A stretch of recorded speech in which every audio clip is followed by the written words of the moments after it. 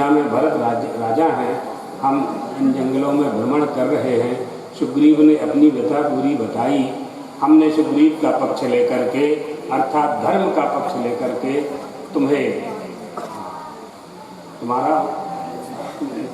हमारे बाण ने तुम्हारे प्राण ले लिए। शरीर गिर गया वाली का, बहुत बड़ा संवाद है। वाली को दुख हुआ तो भगवान के मन में भी दया आ गई।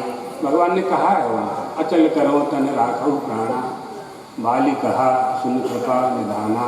भगवान ने कहा कि हम अमर कर देते हैं। वाली का नहीं, अब ऐसा नहीं, अब ऐसा कुछ नहीं करना है आपको। हाँ, ऐसा कौन मूर्ख होगा जो कल्प वृक्ष की बाड़ी को काट करके और बबूल की बोनी करेगा? ऐसा कोई किसान नहीं करेगा। हाँ, जब लोगों की मृत्यु होने लगती है काशी में, तो महादेव आपके नाम का मंत्र देकर के जीवों का उद्धार कर देते हैं। वो परमात्मा मेरे सामने खड़ा हुआ है, अब हमें क्या चाहिए? भगवान ने वाली को अपने धाम भेज दिया। तारा आ गई और तारा विलाप करने लगी। ऐसा भयंकर विलाप किया तारा ने, ऐसा भयंकर विलाप किया कि वो सुना नहीं जा सकता था। हनुमान जी ने और सुग्रीव ने श्री राम से कहा कि भगवान तारा को समझाइए, बहुत विलाप कर रही है, बंद ही नहीं रही है, उसका रुदन बंद नहीं हो रहा है। भगवान तारा के पास आते हैं और तारा को कहते हैं कि शोक परितापेन श्रेयसा युज्यते मृतः। तुम किसके लिए शोक कर रही हो? ये तो हमारे धाम में चला गया है। तुम्हारा पति, तुम हमको जानती हो तारा। जब वाली हम सुग्रीव से युद्ध करने के लिए आ रहे थे, उस समय तुमने उनके चरण पकड़े थे और कहा था तुमने कि सुग्रीव किसी के बल से बलवान होकर आपको युद्ध के लिए ललकार रहा है, आप मत जाइए। लेकिन तुम नहीं माने, नारी की बात नहीं मानी, तारा की बात तुमने नहीं मानी। मैंने वाली से ये बात कही, अब यह बात तुमने वाली से कही थी, तो इसका मतलब यह है कि तुम तो जानती थी कि ये सब कुछ होने वाला है। अब क्यों विलाप कर रही हो? अब विलाप करने से, शोक करने से क्या मिलेगा? वाली शोक करने योग्य नहीं है। इसलिए शोक करने योग्य नहीं है कि उसने हमारे धाम को प्राप्त कर लिया है, हमारे लोक में चला गया है। तारा विकल देख रघुराया, दीन ज्ञान हर लीनी माया, चिति जल पावक गगन समीरा, पंच रचित है अधम शरीरा। तारा पृथ्वी जल तेज आकाश वायु से निर्मित, ये पंच तत्वों से निर्मित ये मनुष्य का शरीर, जीव का शरीर, पृथ्वी जल तेज आकाश वायु से अन्न बनता है और अन्न से मनुष्य की देह पुष्ट होती है, संतान की प्राप्ति होती है। तो अन्न से तो ही निर्मित हुआ है पूरा शरीर, पूरा देह।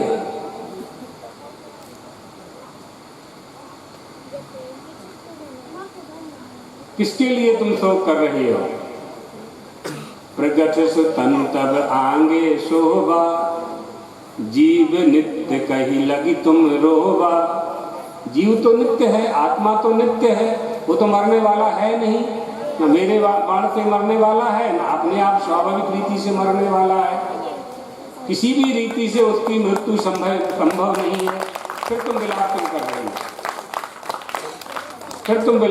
रही हो? तुम्हारे विलाप जो शोक करने के योग्य ही नहीं है। दीन ज्ञान हर लीनी माया, माया का अपहरण कर लिया। ये माया बड़े बड़े लोगों को अपने वश में कर लेती है। सत्वा सत्वाभ्याम निर्वक्त अनार्य अविचारत रमणीय अघटत घटना पटीयसी माया। ये अघटित घटना को घटित कर देती है। इसका व्यवहार देखने में बड़ा रमणीय होता है, बड़े चक्कर में डाल दिया करती है। इसलिए इस माया से हमें अपनी सुरक्षा करनी चाहिए। इसकी सुरक्षा के लिए बहुत उपाय नहीं कर सकते हैं, तो भगवान का भजन पर्याप्त है, सत्संग पर्याप्त है। होता क्या है कि हम संसार को तो छोड़ना चाहते नहीं हैं और भगवान को पाना चाहते हैं। लड़की मायका छोड़ना नहीं चाहती है और ससुराल का सुख चाहती है। ऐसा संभव है क्या? हो सकता है ऐसा?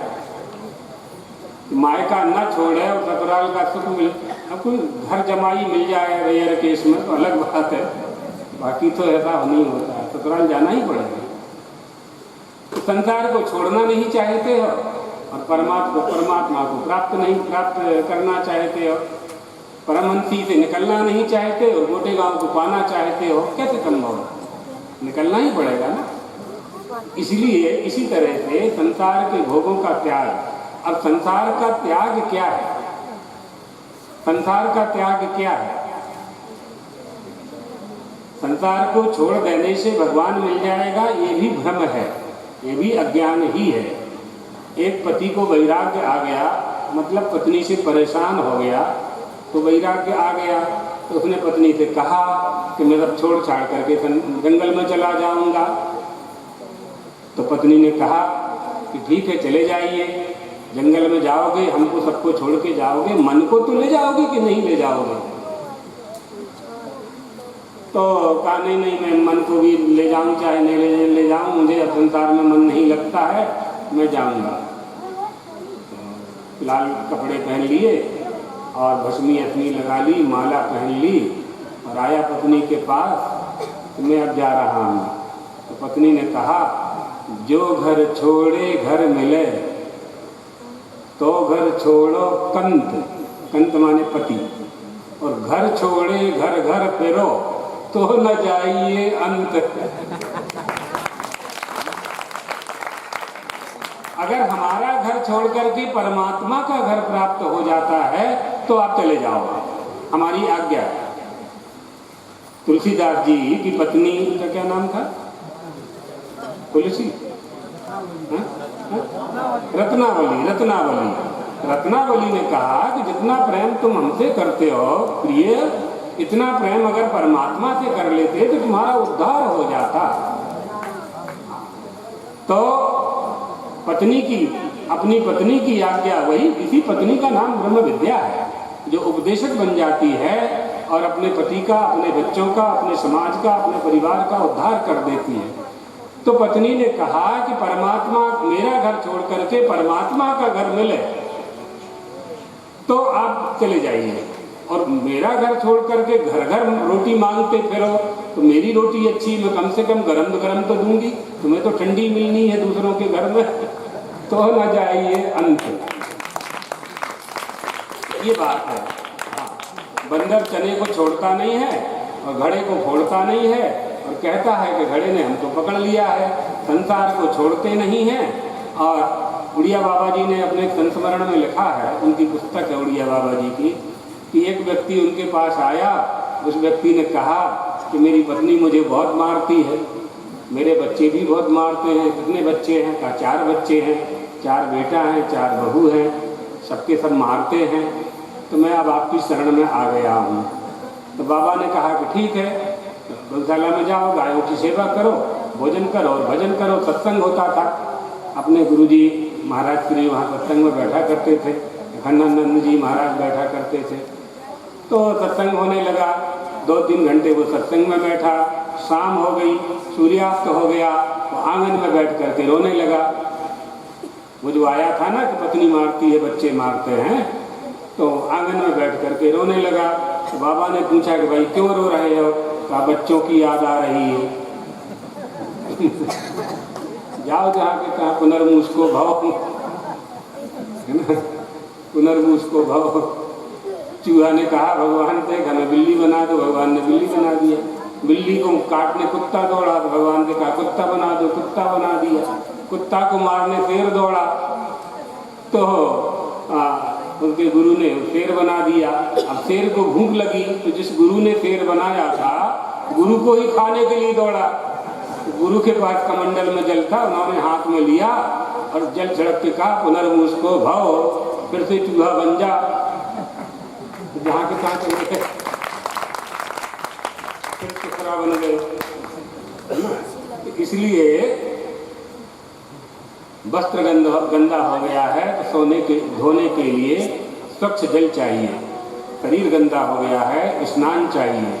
मन मैला हो गया है गुरु मंत्र का जाप चाहिए। गुरु मंत्र नहीं, गुरु मंत्र के साथ गुरु मंत्र का जाप करना है।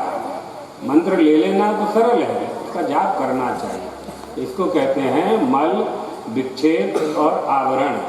मल माने पाप की वासना का आ जाना, विक्षेप माने चित्त की चंचलता, और आवरण यानी अज्ञान का पर्दा, बीच में से पर्दा लग गया, आवरण आ गया।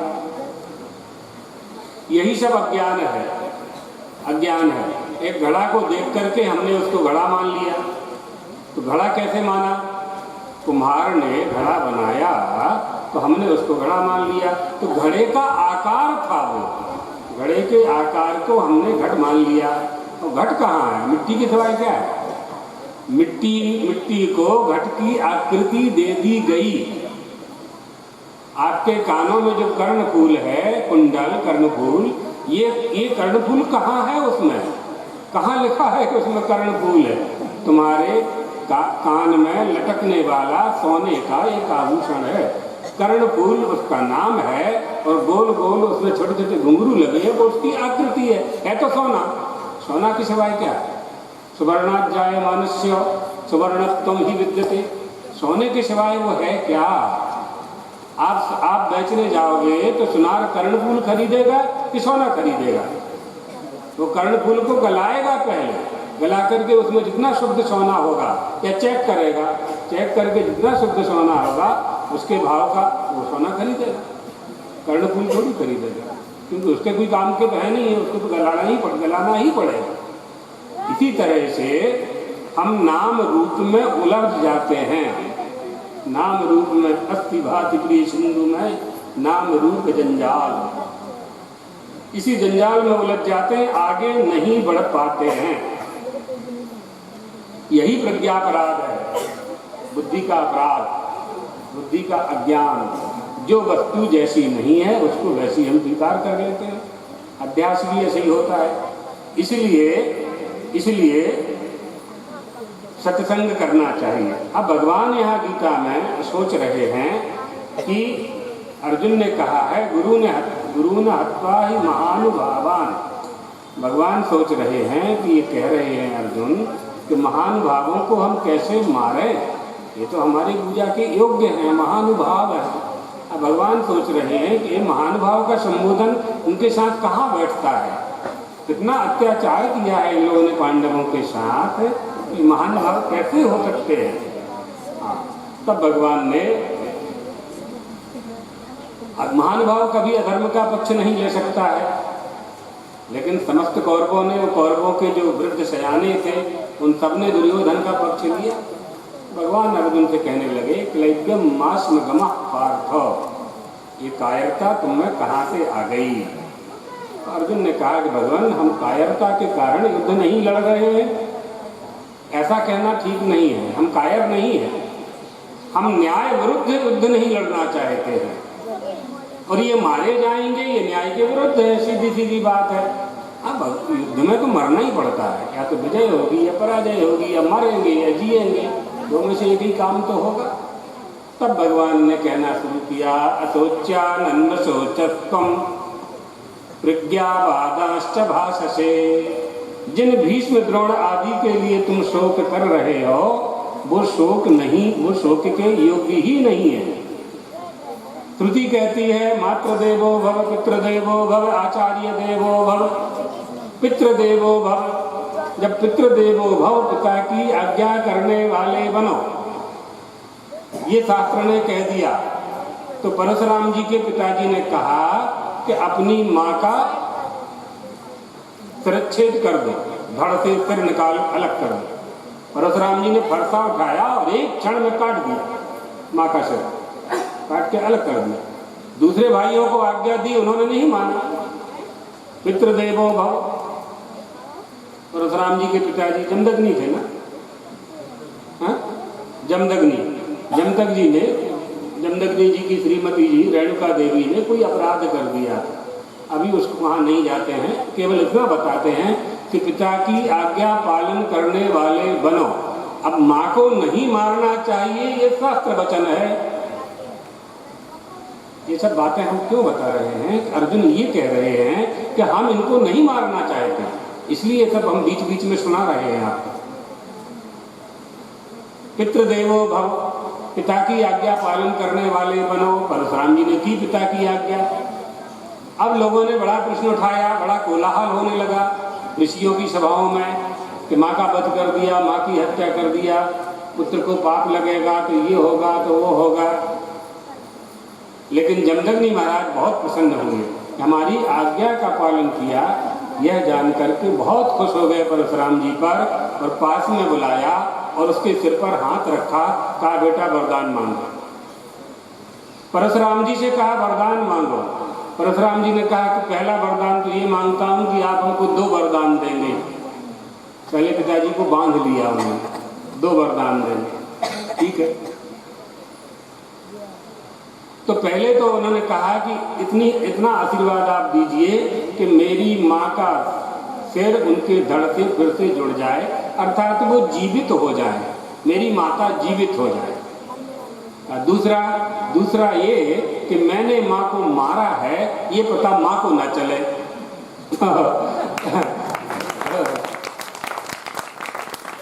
जमदग्नि ने कहा दोनों वरदान पूरे होंगे तुम्हारे। तो माँ उठ करके खड़ी हो गई, उन्होंने अपने पति को प्रणाम किया, क्षमा मांगी, अपराध की क्षमा मांगी। यहाँ परशुराम जी ने फरसा उठाया और धर्म की रक्षा के लिए निकल पड़े। यहाँ तात्पर्य क्या है? तात्पर्य यह है कि पिता के ऊपर पिता की तपस्या, पिता के तप का इतना बल था कि परशुराम जी इस बात को जानते थे कि मैं पिताजी की आज्ञा का पालन करूंगा और पिताजी मेरी माँ को जीवित कर देंगे, ये विश्वास था उनको, और वही हुआ। सबसे पहले उन्होंने पिताजी को जीवित करने का ही, माँ को जीवित करने का ही वरदान मांगा। ये बात, इतना दृढ़ विश्वास जब होता है तब हम धर्माचरण कर पाते हैं। परशुराम की आज्ञा राखी, मारी मातु लोक सब साथी, सबके सामने प्रमाण है। तनय जजाति जीवन दयऊ और पितु आज्ञा अख अघ अज अयस न भयऊ। अब कीर्ति भी नहीं हुई और पाप भी नहीं लगा। अग माने पाप, अजस यानी अब कीर्ति, दोनों ही नहीं हुए और पिता की आज्ञा का भी पालन हो गया। इतना दृढ़ विश्वास जब होता है तब जाकर के मातृदेवो भव, पितृदेवो भव, आचार्य देवो भव इति अनुशासति भगवती। मातृदेवत्वं प्रथमम अभिदधति ही मातु उत्कर्षातिशय अन्येभ्यो दर्शयति। ये श्रुति के वाक्य हैं, उपनिषदों के वाक्य हैं। माँ का गौरव बढ़ाने के लिए, पिता का गौरव बढ़ाने के लिए, धर्म के मार्ग पर बच्चे चलें उसके लिए। श्री राम वन चले गए, भरत जी मामा के यहाँ थे, दशरथ महाराज की मृत्यु हो गई, राम राम कही प्राण त्याग कर दिया। वशिष्ठ जी की आज्ञा से बहुत बड़ी कढ़ाई में तेल भरा गया और उसमें उनके शव को सुरक्षित किया गया। भरत जी को नाना के यहाँ से बुलाया गया। भरत जी विलाप करने लगे, रोने लगे, शोकग्रस्त हो गए। जैसे अर्जुन शोकग्रस्त हो रहे थे ऐसे ही शोकग्रस्त हो गए भरत जी। राज्य स्वीकार कर लीजिए मना करने लगे। कोई भी जाता था तो विलाप करते थे, रोते थे। वशिष्ठ जी को बुलाया गया। गुरु जो सहायता करते हैं ना, वो दूसरा कोई नहीं कर सकता। जो वस्तु गुरु प्रदान कर सकते हैं वो कभी आपको कितना भी धन खर्च करके बाजार से नहीं मिल सकती, नहीं मिल सकती। इसलिए गुरु के महत्व को जानना चाहिए। तो वशिष्ठ जी को बुलाया गया। सारे मंत्रियों ने वशिष्ठ जी से निवेदन किया, भरत जी किसी की बात नहीं स्वीकार कर रहे हैं, उनका मन मलिन हो चुका है, मन में उनके बहुत दुख है, शोक के कारण अर्धमूर्छित पड़े हुए हैं। वशिष्ठ जी आते हैं, भरत जी को बुलाते हैं, भरत जी को समझाते हैं, उनके शोक को दूर करने के लिए उदाहरण देते हैं कि तुम्हारे पिताजी शोक के योग्य नहीं थे। किनको शोक किया जाता है? जिनकी मृत्यु के बाद उसकी लोग निंदा करते हैं, वो शोचनीय होते हैं, वो शोक के योग्य होते हैं। तुम्हारे पिताजी किसी भी तरह से शोक के योग्य नहीं। अशोच्यानंद शोचस्तम प्रज्ञावादांश्च भाषसे, ये श्लोक हम लोग पढ़ रहे थे आपस में स्वामी श्री के साथ। तो स्वामी जी ने बताया कि ऐसा प्रसंग रामायण में भी है। तो पढ़ा हुआ तो था, लेकिन स्मृति जैसे ही स्वामी जी ने कहा तो ध्यान आया, तो हमने उसको संजो लिया। कौन शोक के योग्य है? तो वशिष्ठ जी ने बड़ा अच्छा उपदेश भरत जी को दिया। बैखानस सोई सोचौ जोगी जोगु, तप बहाय जेहि भावहि भोगु, सोचहि पिसुन अकारण क्रोधी, जननी जनक गुरु बंधु विरोधी। शोक के योग्य कौन है? कहाँ कहाँ सोच करना चाहिए? कोई महात्मा बन गया है, वानप्रस्थ शब्द का प्रयोग है, बैखानस प्रयोग किया है वशिष्ठ जी ने, तो कोई वानप्रस्थ हो गया है, संसार को छोड़ दिया है, वानप्रस्थ होकर के फिर भोगी हो गया है, वो शोक के योग्य है। तुम्हारे पिताजी शोक के योग्य नहीं है। दूसरा शोक के योग्य कौन है? जो चुगलखोर है। चुगलखोर है। वाणी के 4 दोष होते हैं, पारुष्यम अनपंचैव, पैशून्यम चापि सर्वशः, असंबद्ध प्रलापश्च, वाङ्मयं स्यात् चतुर्विधम्। ये 4 वाणी के दोष। कठोर वचन बोलना,